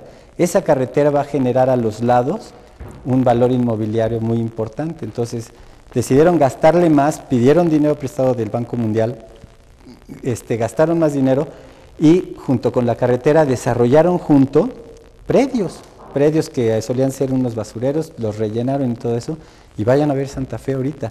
Le vendieron esos predios a grandes empresas, Hewlett Packard, Serfín, centros comerciales, etcétera, y entonces hubo una recuperación. Las cosas se pueden hacer en México. El problema en México es que muchas veces todo el mundo siempre empezamos diciendo, no, mano, mira, qué buena idea, pero ¿sabes qué? En México no se puede. Claro que se puede, con un poquito de innovación. Al grupo de ciudades sorprendidas, ¿qué les vamos a hacer? Primero, determinar el diagnóstico de cada una, lo que veíamos en la otra tablita. Definir su plan de reordenación. Su plan, ya decíamos que a cada problema hay una solución. Evaluar el tiempo y los recursos requeridos para este plan. Pero en vez de metérselos, no, agarrar ese programa y llevarlo e integrar los requerimientos a nivel nacional, pues los recursos nacionales son limitados. Jerarquizar prioridades y atacarlas en orden. Yo tengo un hermano médico que se fue a hacer su servicio social a un pueblito de la Sierra de Querétaro. Un domingo, ahí estaba, y llegaron dos familias que se habían peleado, dos cuates. Uno le había enterrado un cuchillo en el estómago a otro y otro le había dado un balazo aquí, cerquita del corazón. Entonces llegaron las dos familias montadas en pantera y, doctor, cúreme y todo. Entonces de repente mi hermano vio que el del corazón, el del balazo de aquí, realmente no estaba tan grave porque no tocó arterias, no tocó corazón y todo, pero el de aquí se estaba desangrando. Entonces les dijo, miren señores, si no me dejan actuar conforme a prioridades, se me mueren los dos. Entonces, saquen de aquí su bronca familiar, déjenmelos aquí y yo los curo. Entonces atacó primero la prioridad, que era el güey que se estaba desangrando, y después agarró al del corazón, ¿no? Al que tenía el balazo cerquita del corazón. Entonces, eso es un proceso de planeación que necesitamos hacer. Vamos a llevarle a la planeación nacional todos nuestros problemas con un plan de ordenación, con un plan de recursos, y que la planeación nacional los asigne conforme a las prioridades nacionales, ¿no? Jerarquizar prioridades y atacarlas en orden. ¿Seguimos? Pero de las tres tipos de ciudades, hay una cuarta que no es las ciudades reordenadas. Las ciudades reordenadas son, a mi juicio, ciudades sorprendidas que entran a un proceso de volverse naturales. Pero si lo quieres considerar como un cuarto nivel, sí, se puede decir. Sí, constantemente hacemos ejemplos, o sea, hay mucho proceso de reordenación. El problema, como vamos a ver al final, es un problema de estrategia y ejecución. Hay muchos esfuerzos de reordenación, pero ¿cuáles de esos son permanentes? Digamos, las ciudades perdidas, todos los asentamientos, ¿en qué plan o en qué carácter en las ciudades sorprendidas. O sea, entendiendo una ciudad perdida como una enfermedad de una ciudad, están en las ciudades sorprendidas. Eso se supone que una ciudad perdida o esa colonia, de repente es algo nuevo que surge. Sí, de repente, tú lo dijiste, ese es el problema, que nos agarran desprevenidos. ¿Sí? Un plan de reordenación. Por alguien dice, es que México ya está muy difícil. No, pues sí se puede, algo se debe poder hacer. Mi planteamiento es el siguiente, un plan de reordenación. 1, definir para cada ciudad una función característica específica. Miren, aquí hay un aprendizaje mucho en la planeación regional. Cuando nosotros hablamos, por ejemplo, piensas en Estados Unidos y dices, a ver, Detroit, y luego coches. Nueva York, servicios financieros. Boston, servicios educativos. Dallas, intercambio comercial. O sea, como que hay una serie de funciones características, podría ser a lo mejor una idea para empezar medio a ordenar. Con los planes nacionales, pero sobre todo los regionales, ¿qué tal que alguien dijera, por ejemplo, para el estado de Morelos, que dijera, bueno, mira, Cuernavaca la vamos a mantener como una ciudad específicamente de servicios para esta región del estado de Morelos.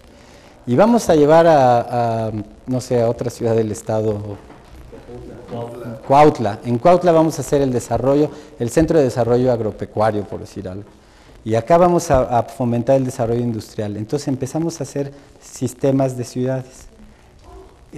No quiere decir que no estamos segmentando ciudades, estamos segmentando regiones. ¿Sí? Entonces, el problema es que aquí de repente todo el mundo se quiere concentrar aquí. Quieren venirse acá las fábricas, quieren venirse las universidades, quieren venirse los políticos, quieren venirse los de México que vienen de vacaciones el fin de semana. Todo el mundo se quiere concentrar aquí.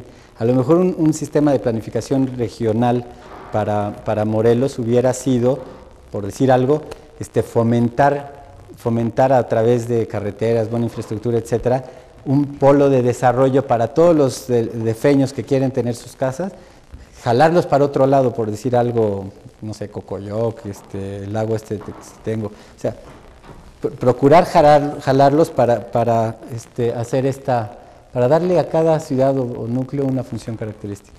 Precisamente es mi tema de investigación en esa maestría, o sea, tratar de ordenar en región, precisamente en Jojutla, Cuautla, Cuernavaca. Perfecto, qué bueno, te felicito. Para precisamente esas ciudades, Jojutla y Cuautla, que es por lo que estamos todos aquí, que hay mucho equipamiento, hay todos los servicios y todo eso. Perfecto, mira, eso aparentemente o sea, no tiene tantos efectos, pero miren, ahí les va. Un coche pesa 1 tonelada y media, un camión pesa 40 toneladas nominalmente o 60, ¿no? A veces le ponen.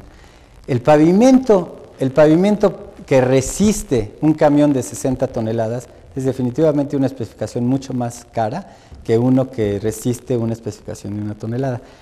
A lo mejor esto suena medio utópico, pero si pudiéramos realmente hacer, separar así, podríamos llegar a diseños de ciudades o a diseños de colonias donde la especificación de la calle, si es para una cuestión de servicios, donde dices, oye, aquí no van a pasar camiones, no tienen que pasar, ¿por qué pasar camiones? Y si alguno se despista y quiere pasar, pues no lo dejo.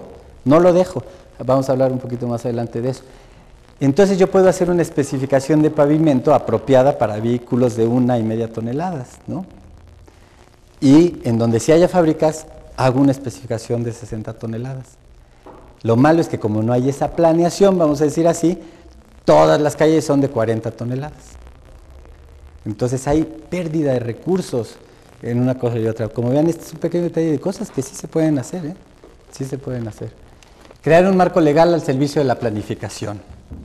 Si es como el médico llega y te quiere operar, imagínate que les pasa, oiga, no, doctor, no le haga nada, espérese. Oye, no, fuera, quítate y ponme las condiciones legales para que yo pueda actuar, para que la planificación pueda actuar. Propiciar y facilitar el intercambio de funciones secundarias. Si esta fuera una idea a considerar, pues una de las cosas que tenemos que hacer es facilitar a nivel de gobierno este intercambio. Y por decir algo, agarrar a la fábrica de aquí que está pegada a Cuernavaca y decirle, mira, quiero que te salgas de aquí, pero te la voy a facilitar.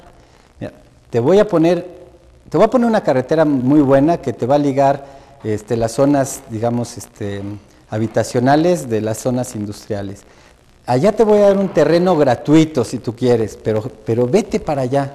O sea, fomentar de alguna manera fiscal, inmobiliariamente, este posible intercambio, ¿no?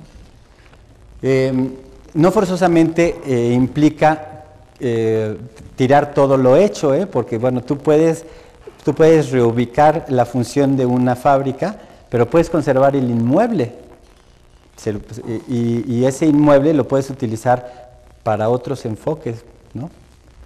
En México, lo que era la fábrica de la Ford se volvió prácticamente sin demolición en un centro comercial, y muy bonito además. Frenar el crecimiento desmedido de las manchas urbanas, pues esto es importante, pero tampoco hacerlo por decreto, esto va mucho en relación con la cuestión del uso del suelo y todo eso que ahorita voy a tocar. Frenar el abuso de las funciones típicas, vivienda. Si las ciudades son para las personas y las personas viven en viviendas, señores, no hay que tipificar la vivienda porque los hombres no están tipificados. Cuando seamos robots, vamos a hacer casas robot, pero mientras seamos personas, vamos a hacer casas que reflejen nuestra manera de ser. En Cancún hicimos un desarrollo que se llamaba la Unidad Vicente Lombardo Toledano, de pies de casa, y eran casitas de 40 metros cuadrados que se vendieron ahí. Un año después que regresé, les juro que ni yo mismo reconocía la unidad. En un año toda la gente le había hecho modificaciones a sus casas, 2 pisos, 3 pisos, las jalaban, les pusieron bardas, etc. La gente tiene una necesidad psicológica y cultural de identificarse con donde vive. Entonces, pues, cuando tienes una unidad habitacional, edificios de 20 pisos y todos igualitos, pues te acabas medio loco, ¿no? La verdad. Entonces, yo sugeriría que fuéramos quitando el abuso de esto. Reordenar el concepto de ciudad zonificada hacia la interacción de funciones, propiciar el menor desplazamiento. Las ciudades al estilo de Brasilia no existen, o sea, no se dan así. Entonces, en vez de que nuestros procesos de administración del desarrollo sea, pues a ver, el típico, ¿no? Quítale al centro que tiene vivienda y comercio y oficinas y todo, quítale el comercio y llévatelo para allá. Y quítale no sé qué y llévatelo para allá. Y quítale no sé qué. Resultado, mataste al centro. Entonces, vayan a ver el centro de la Ciudad de México en zonas de las que no están, entre comillas, reordenadas. Pues digo, si eres medio listo, no te metas al centro en la noche. Es un polo de vicio, es un polo de mucha violencia, etcétera. ¿Por qué? Pues porque la desintegraron. Revalorar la importancia del transporte público y desalentar después el uso del automóvil, ¿sí? Ojalá y todas las ciudades, como en Venecia, miren, en Venecia hay una barrera natural, y ahí casualmente tú llegas en tu coche y lo dejas afuera de Venecia. ¿Por qué? Pues porque está lleno, ahí sí que no puedes andar en coche, ¿no? Lo dejas afuera.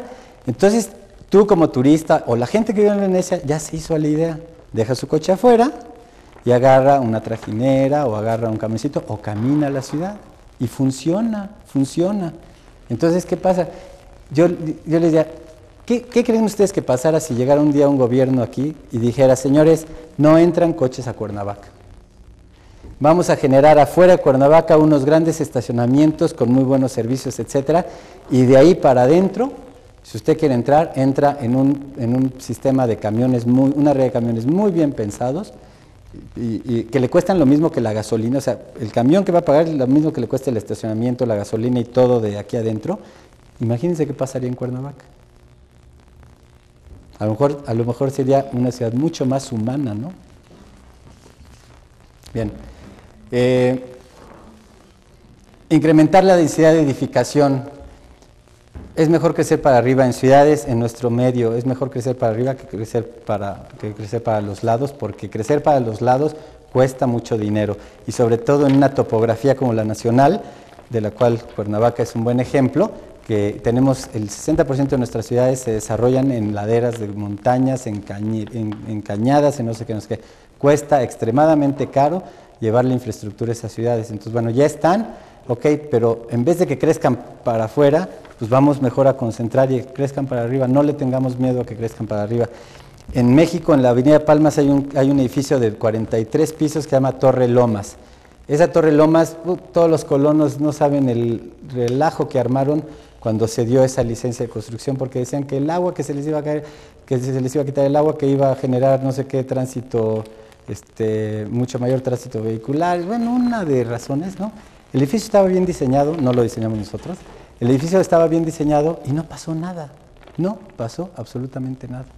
El edificio tiene sus propios sistemas de recuperación de agua, su planta de tratamiento, excelentes estacionamientos, muy buena capacidad de estacionamientos. La Torre Lomas podía estar o no estar, y a la Avenida Palmas estaría exactamente igual. No hay impacto porque estuvo bien pensada. Entonces no hay que tenerle miedo a la densidad. Frenar la especulación reordenando las políticas de uso del suelo. En Cancún, en todas las ciudades que ha hecho Fonatur dice, ok, yo te vendo, pero en 3 años, en 1 año me presentas el proyecto y en 3 años tienes que estar construyendo, y si no te lo quito. Si usted quiere es autoritario, es como quieran, pero está reglamentado. Está reglamentado, funciona y genera el desarrollo. En México hay una cantidad enorme de terrenos esperando ahí un proceso de especulación, que no les pasa nada, pero que son servidos por calles, son servidos por servicios, son servidos por una bola de cosas. Y en cambio quieres un terreno, en la Ciudad de México te quieres comprar una casa en una zona más o menos buena y el terreno te cuesta $700 el metro cuadrado. Ya hablamos en dólares porque, bueno, ahora ya hay nuevos pesos, pero antes eran pues, todos los ceros, ¿no? ¿Cómo es posible $700 el metro cuadrado cuando hay no sé qué oferta de terrenos disponible? Bueno, qué existencia de terrenos que no están disponibles, ese es el problema, ¿no? Entonces debería haber una modificación de las políticas en ese sentido. Crear sistemas de ciudades para orientar la planeación al ámbito regional y de ahí derivar a la planeación urbana. Subordinar los límites municipales a los límites físicos de las ciudades. En México es típico, las ciudades crecen en una forma desordenada en pleitos porque la propiedad urbana se encuentra con propiedades municipales, propiedades ejidales, etc. Debería de estar subordinado todos esos límites al crecimiento de las ciudades. La ciudad crece y mira, como crece va mojando, como una gota de agua, va mojando y nada más por el simple hecho de que te toque, como el juego ese de niños de tú las traes, en el momento que ya te toqué, automáticamente te vuelves, terreno urbano. Debería de haber una legislación así, porque eso genera infinidad de problemas de propiedad, ni se diga de tráfico, etcétera, etcétera. En México, en la unión en la zona de las Lomas, en la unión entre el DF y el Estado de México, durante 20 años hubo un puente construido que costó dinero, que estaba cerrado del lado del DF, y por supuesto, bueno, querían que estuviera abierto del lado del Estado de México, pero el DF lo cerró, vayan ustedes, porque tenían sus propias ideas, ¿no? Pero eso no se vale, ¿no? Generó muchos problemas eso. Eliminación paulatina de todo tipo de subsidios en las ciudades. Yo soy de la opinión de que las ciudades, sobre todo las muy, muy enfermas, deberíamos devolverlas sumamente indeseables hasta para el más valiente. O sea, fuera subsidios, hay que generar el caos, llevarnos, lo que tú decías, ¿no? Yo, a una ciudad como la Ciudad de México, yo le provocaría un caos y a ver qué sale. Es que como que no parece tener solución. Bien, ¿le cambiamos, Luis? Eso no puede generar un problema social muy fuerte. Sí, por eso hay que hacerlo paulatino. Bueno, la verdad es que debería de ser ya, pero quizás yo también me vi un poquito de político, ¿no? Dicen, no, mira, de poquito en poquito. Pero a veces, a lo mejor es urgente, ¿no? A lo mejor es urgente. Aquí les quiero decir, y les juro que ya en 10 minutos termino. Nada más les quiero dar una tabla que les va a gustar mucho. Aquí hemos hablado mucho de planes, estrategias y todo esto. Como profesionistas vamos a pensar en una división. Si estuviéramos hablando de ventas, habría que distinguir entre lo que es ventas y lo que es comercialización.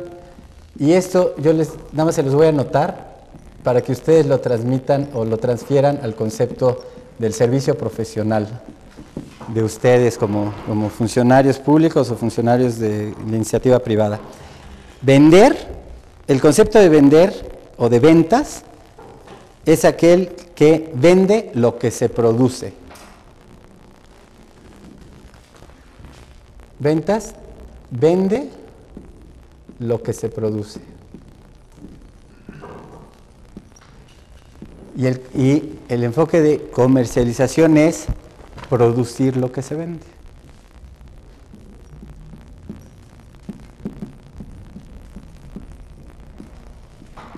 ¿Sí? Esto... Y que no venden todo porque luego es que ventas. Eso ya es otra cosa, sí. Ay, perdón. Sí. Comercializar es producir lo que se vende. ¿Eh? No estoy de acuerdo. ¿Por qué? Comercializar es saber vender, es saber buscar la mejor presentación, el mejor precio, todos aquellos atributos que necesita el producto para ser vendido. Fíjate que, a ver si... Creo que estamos diciendo lo mismo, pero probablemente estemos diciendo lo mismo, pero mira, la mercadotecnia tiene dos facetas: la comercialización y las ventas en sí mismas. Y aquí está el usuario, el comprador, ¿no? El usuario. Tú lo que estás diciendo, o sea, tienes razón, pero es la mercadotecnia, es el enfoque o la liga entre la función de comercializar y la función de vender, la interacción que se genera en eso derivada de un conocimiento del usuario. Antes el concepto era muy pobre, había un productor y había un usuario. Y el vendedor pues trataba de hincarle a lo que había hecho, ¿no? Se cambia el proceso. Ahora nuestro trabajo, nuestra visión debe ser una visión de mercadotecnia, debe ser una visión de comercialización. No hay que hacer lo que nosotros, por decir así, hablando profesional, lo que sepamos hacer. Lo que hay que hacer es saber hacer lo que la gente necesita, lo que la gente requiere. Entonces, primero vamos a preguntarle al usuario, vamos a pensar, vamos a fijarnos qué es lo que la gente está requiriendo. Y entonces vamos a ver si somos capaces de producirlo. Pero no al revés, ¿no? No hagamos brasilias, ¿no? No hagamos brasilias. O sea, esta Brasilia, ¿quién la compra? Un diseño de ciudad de $1 millón, ¿quién lo compra? Pues lo compraron los brasileños y ven nomás en qué cayeron, ¿no? Bueno, en este sentido también otro enfoque importante, una tablita que nos va a ligar el concepto de las estrategias y el concepto de la ejecución. Aquí voy a ponerlo aquí. Estrategia contra ejecución. La función administradora, como dijimos, pues es elaborar una serie de planes y controlarlos y hacer que otros los hagan. Entonces, al hablar de eso nos lleva a pensar en que necesita haber estrategias o planes y después personas o entes que los ejecuten. Entonces, esto nos lleva a una tablita muy interesante, porque las estrategias hay de dos. Hay estrategias adecuadas o estrategias inadecuadas, ¿no? Y de ejecuciones, pues hay de dos. Ejecuciones excelentes o bien hechas, excelentes, o ejecuciones deficientes o mal hechas. Bueno. La combinación de una estrategia adecuada con una ejecución excelente da como resultado el éxito en la función, el éxito en el objetivo. La mezcla de una estrategia inadecuada con una ejecución deficiente da como resultado el fracaso.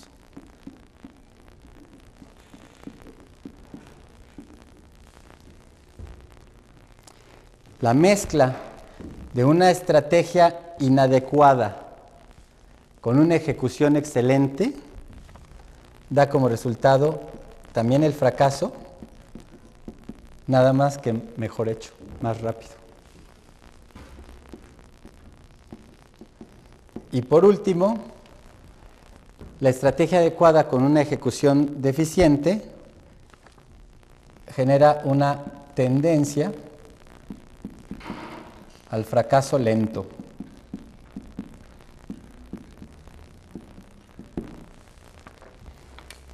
¿sí?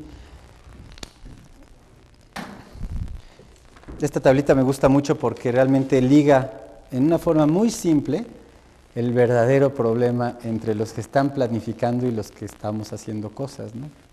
Si nosotros, como yo les dije aquí, y de veras lo defiendo, tenemos que cumplir las leyes, si las leyes están equivocadas, nuestra obligación como ejecutantes es cumplir las leyes, pero Dios nos libre de que las leyes estén mal, porque entonces vamos a acercarnos más rápido al fracaso, vamos a llevar esto más rápido al fracaso.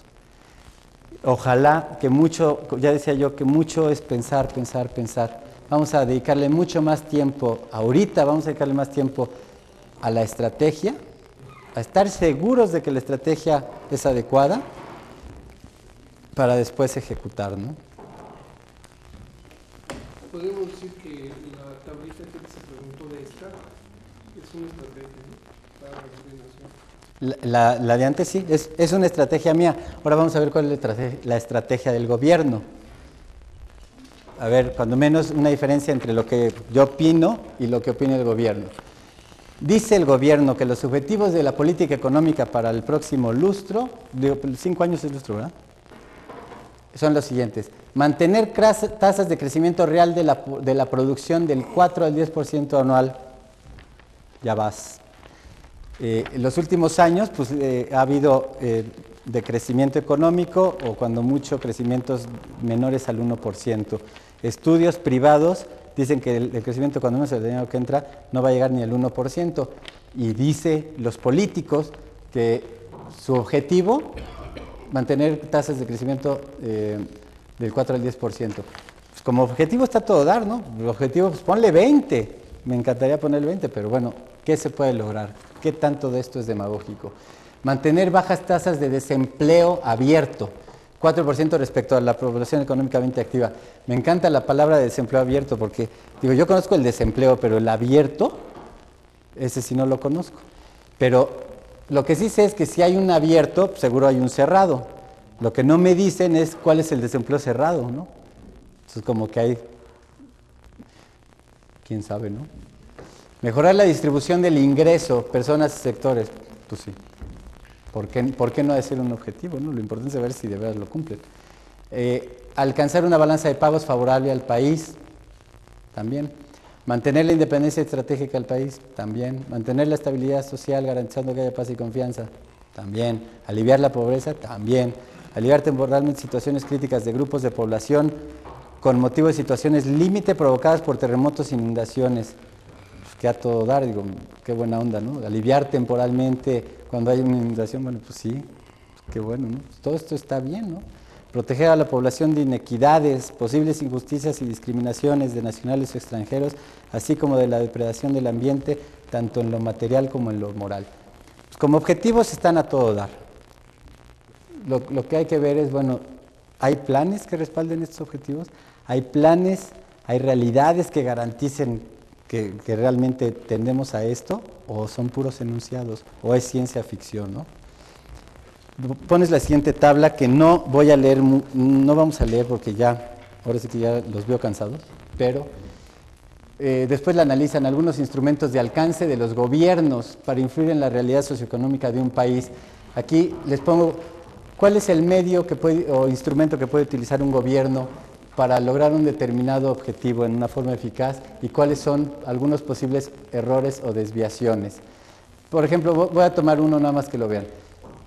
Uno de los medios puede ser impuestos. El objetivo puede ser, tiene un propósito eminentemente recaudatorio para subvencionar las funciones de gobierno. Recaudación rápida y sencilla sería uno de los objetivos. El límite que se debería de poner a los impuestos es una capacidad recaudatoria del 17 al 22% respecto al Producto Interno Bruto. Cualquier país que le demande a sus gentes que de lo que producen les dé más del 22%, anda mal ese país. Es como cuando tú vas a Banamex y le pides un crédito para la vivienda, te dicen, bueno, mira, sí te presto, ¿qué casa te quieres comprar? Pues me quiero comprar una casa que vale 1,5 millones de pesos al mes. Y te dicen, bueno, muy bien, necesitas ganar 6 millones. Está bien, ¿por qué? Porque dicen, lo que tú te debes de gastar en vivienda respecto a tu ingreso debe ser el 25%. Si tú me dices que te gastas digo que ganas 2 millones de pesos y quieres comprar una casa de 1,5 millones, no te presto. ¿Por qué? Porque me vas a quedar mal, seguro. Seguro, porque primero te tienes que comer, luego te tienes que vestir y todo. Entonces no te presto mejor. Es un poquito lo mismo. Aquí ese rango de impuestos deberían andar por ahí. Algunos posibles errores o desviaciones políticas, vamos a decir así. ¿En qué errores pueden caer los políticos? En hacer un énfasis en tratar de distribuir el ingreso por la vía de impuestos, lo cual ha comprobado ser ineficaz. Tú no deberías los gobiernos no deberían de distribuir el ingreso por medio de impuestos, sino deberían de hacerlo por medio de producción, alta o baja. Ese es mi punto de vista. Complicando y haciendo oneroso el propósito recaudatorio. Esto se refiere un poquito a aplicar la ley de Pareto. El 80% del ingreso lo hacen con el 20% de los recursos asignados a la cobranza de los impuestos. En cambio, el 20% se lo gastan con el 80% del costo. Ahí es donde hay que encontrar nuestra realidad nacional, ¿no? A lo mejor yo preferiría gastarme nada más el 20% de lo que se gasta la Secretaría de Hacienda y recuperar el 80%.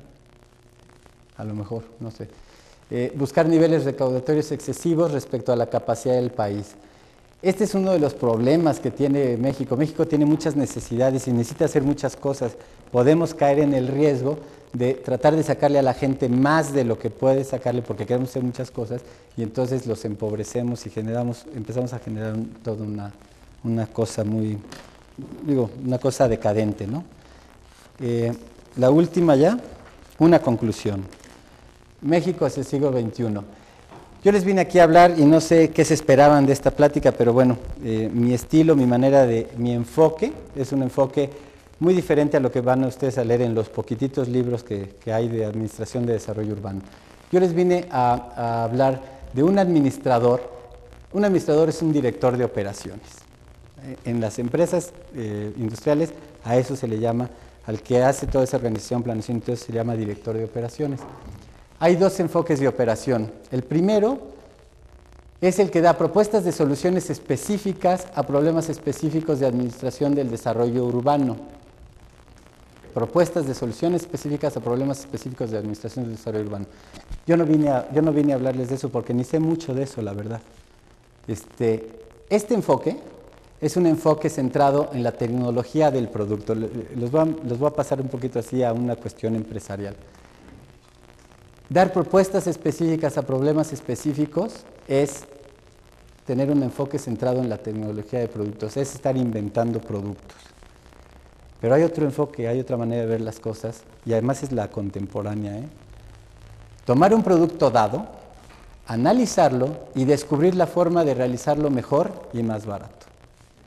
Este enfoque está centrado en la tecnología del proceso. Mejora el proceso de producción. Los gringos andan por acá y los japoneses andan por acá. Los gringos inventaron los coches, ¿no? Pero los japoneses agarraron los coches de los gringos, lo desvistieron, lo deshicieron, lo analizaron, vieron qué onda y dijeron, bueno, ahora, ¿cómo le hago para hacerlo más rápido, más barato, mejor, más eficiente? Y entonces generaron, por ejemplo, un coche que se llama el Lexus. El Lexus es un coche que vale la mitad que un BMW y durante 3 años ha sido el coche determinado por todos los especialistas como el coche tecnológicamente mejor hecho, mejor desarrollado. Y cuesta la mitad que el BMW. Entonces, ¿por qué? Los japoneses se concentran en el proceso. Ya no inventan cosas, ¿no? Ya no inventen ciudades, de veras, no inventen ciudades. Ya están inventadas. Entonces, mejor analícenlas, estúdienlas, vean cómo pueden mejorar el proceso en la forma mejor y más barata. Por último, ya como corolario, el administrador es quien convierte un error en algo de provecho. Al demostrar la integridad para aceptarlo, la firmeza para corregirlo y la inteligencia para sacar beneficio de la experiencia. Bueno, pues muchas gracias y espero que les haya sido útil.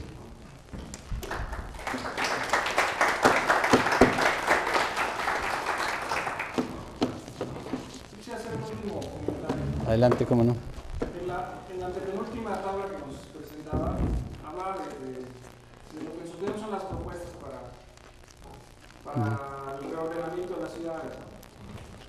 No dejamos de caer ahí en ciertas cuestiones un tanto de nuevo porque hablar de controlar la mancha urbana, de detener el crecimiento de las manchas urbanas, es un problema que en México no puede ser resuelto de forma alguna. Vamos, siendo ese monstruo de Ciudad de México, sigue creciendo y sigue ampliándose la mancha urbana. Las ciudades como Cuernavaca, Cuautla, todo esto, la migración de otros estados sigue siendo salvaje. Sí. Y no había manera de pararlo, ¿no? Hablar de densificación de las ciudades implica también el hecho de construir más ordenadamente. La mayor parte de estos asentamientos, de ese crecimiento, por vivienda popular, vivienda que es autoconstruida la mayor parte de las veces, vivienda que se va haciendo por etapas, y que no hay manera de pensar en que se vaya construyendo en 2 o 3 niveles. Se va construyendo poco a poco y por eso es extensiva, ¿no? La mancha urbana. Creo que es el gran problema de la administración, del desarrollo urbano, es encontrar pues, esas soluciones, ¿no? De no hacer cómo provocar esa densificación, cómo detener efectivamente la mancha urbana. Eso no puede ser resuelto. Yo no tengo antecedentes en México, al menos, de que se haya podido controlar eso. Sí, o sea, yo creo que sí se puede, y más nos vale pensar que sí se puede, porque si no, ¿para qué estamos aquí? ¿No? No se puede, pues vámonos. O sea, ¿no? Es un poco la crítica que hace a la siguiente tabla de la economía. Sí, pero te voy a decir porque yo, en primer lugar, digo, obviamente yo también me equivoco, ¿no? Pero sí te quiero decir, pongo frenar el crecimiento desmedido de las manchas urbanas. No te digo frenar las manchas urbanas, eso sí que no se puede, desmedido. Pero también te digo, antes que eso, crear un marco legal al servicio de la planificación.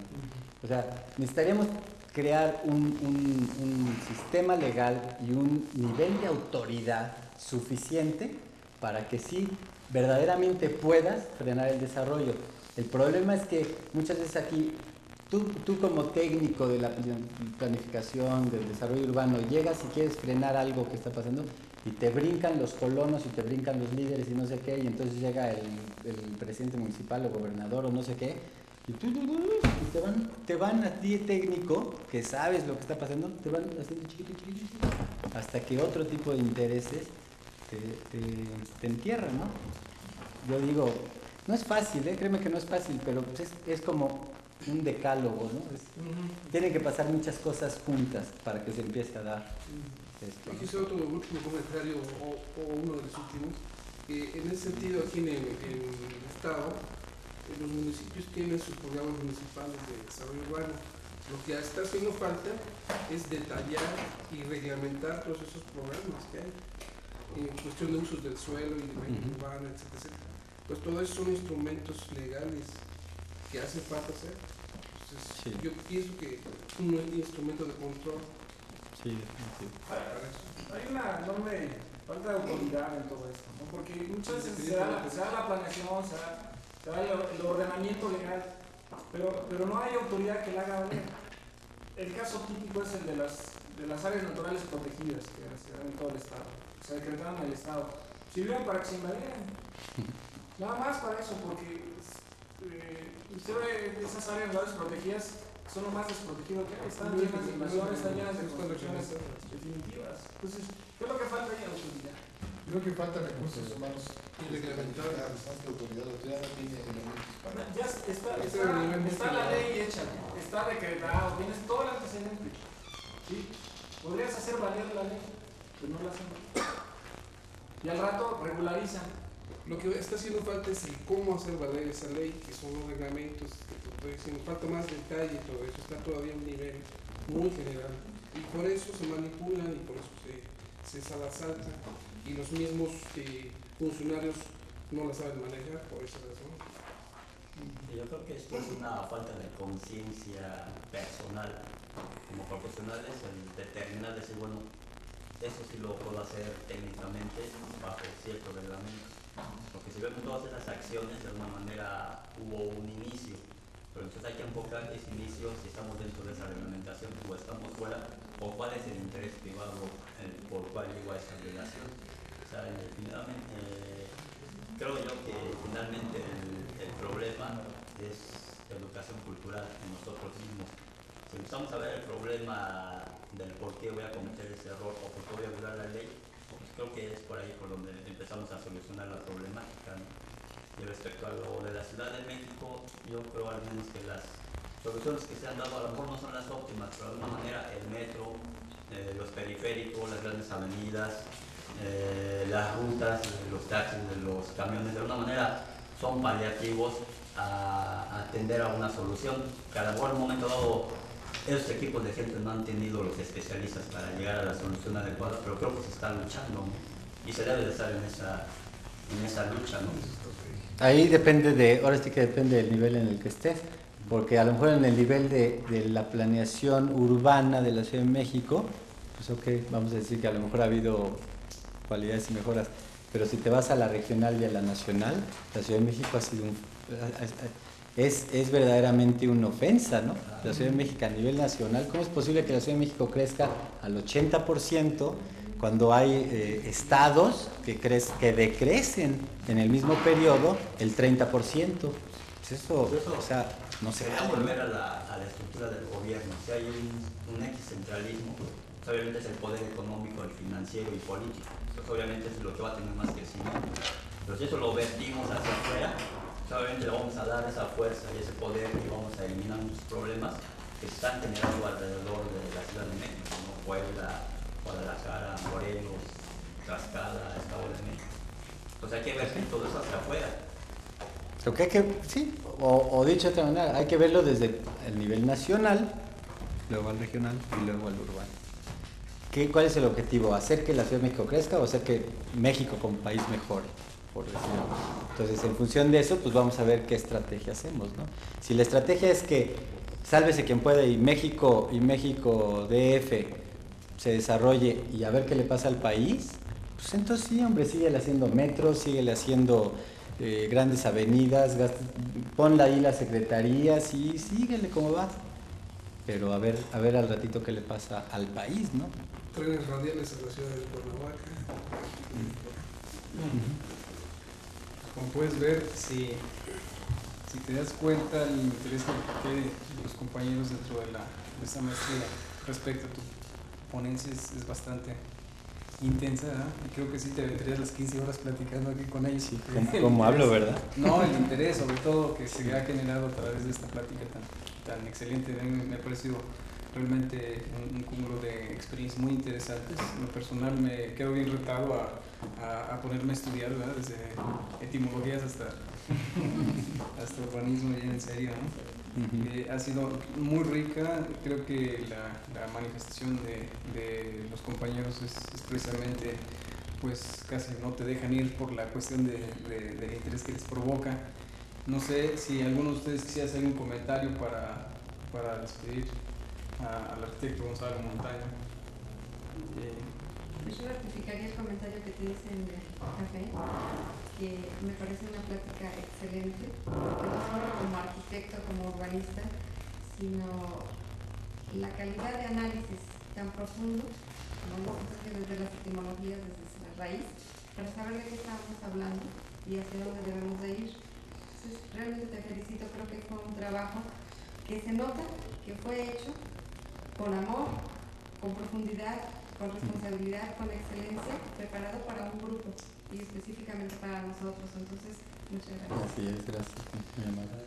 Sería a lo mejor tan interesante, ¿no?, que nos diera otra plática, tal vez hablando ya sobre problemas específicos. Se mencionó, por ejemplo, de Santa Fe.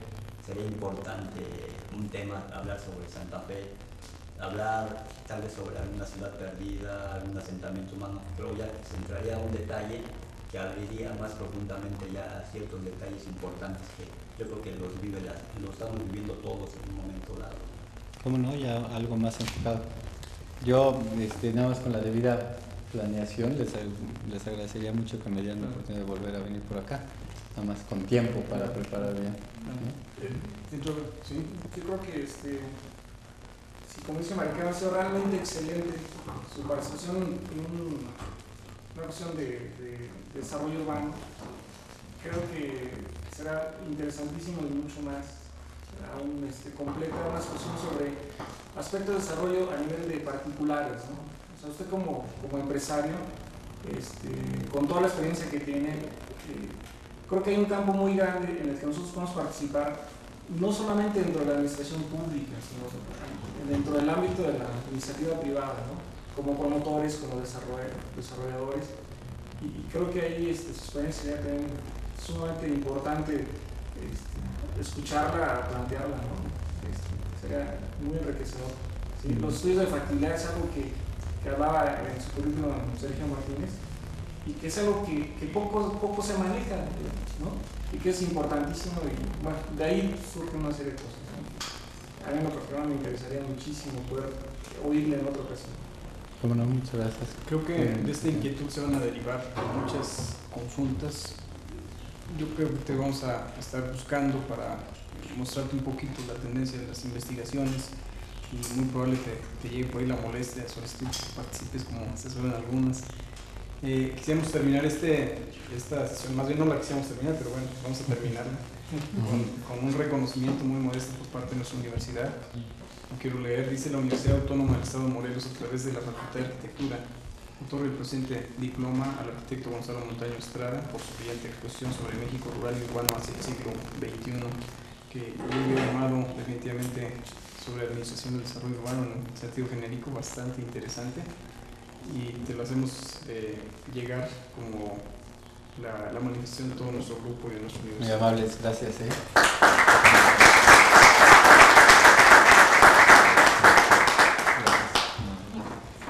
Bueno.